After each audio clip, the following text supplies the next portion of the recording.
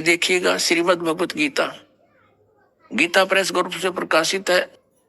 जयदयाल गोविंद का इसके अनुवादक है। अध्याय नंबर 7 के श्लोक नंबर 7वां अध्याय, 7वां अध्याय।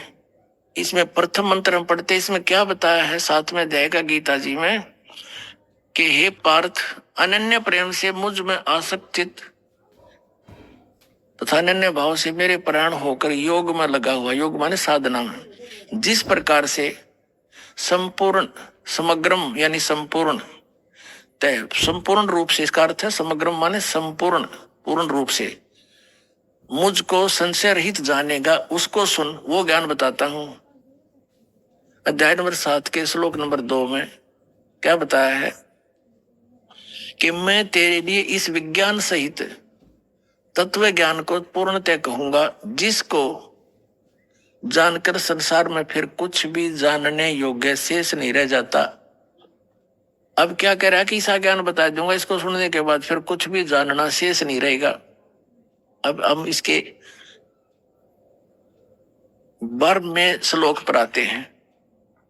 अध्याय नंबर 7 के, अध्याय नंबर 7 का और श्लोक नंबर ये 12, यहां से इसमें लिखा है, और भी जो सतगुण से उत्पन्न होने वाले भाव हैं, जो रजोगुण से तथा तमोगुण से उत्पन्न होने वाले भाव हैं, उन सब को मुझसे ही होने वाले हैं ऐसा जान, परंतु वास्तव में उनमें मैं और वे मुझ में नहीं है। अब पहले इस गीता अध्याय नंबर 7 के श्लोक नंबर 12 को क्लियर करते हैं। इसमें बताया कि सतगुण से, रजगुण से, तमगुण से जो कुछ भी हो रहा है उसका निमित्त तो मैं हूं, काल कहता है, लेकिन वे मुझ में और मैं उनमें नहीं हूं, क्योंकि ये काल कौन है?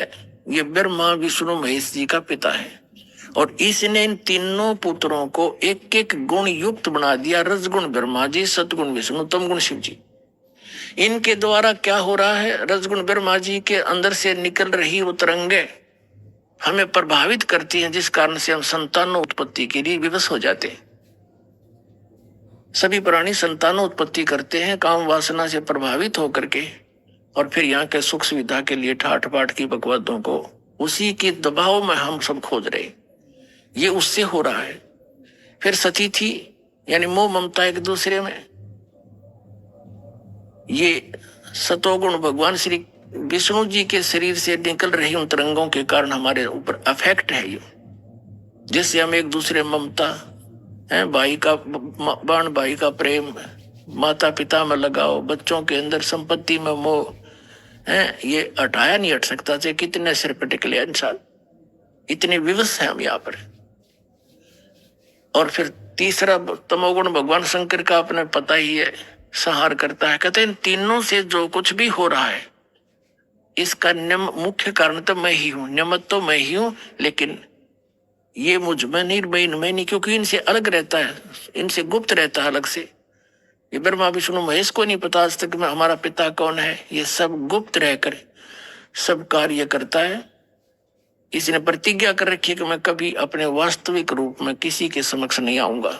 गीता अध्याय नंबर 7 के और श्लोक नंबर 24-25 में स्पष्ट करता है गीता ज्ञानदाता कि मैं अपनी योग माया से छुपा रहता हूं, मैं कभी किसी के समक्ष नहीं आता। ये मेरा अटल घटिया अनुत्तम नियम है।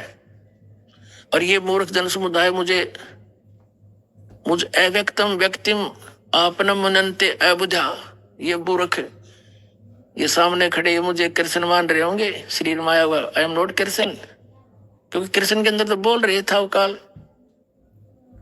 तो इसने कसम खा रखी है कि मैं अपनी योग माया से छुपा रहता हूं, मैं किसी के सामने नहीं आता, ये मेरा अटल नियम है। इस आधार से ब्रह्मा विष्णु महेश को भी पता नहीं हमारा पिता कौन है।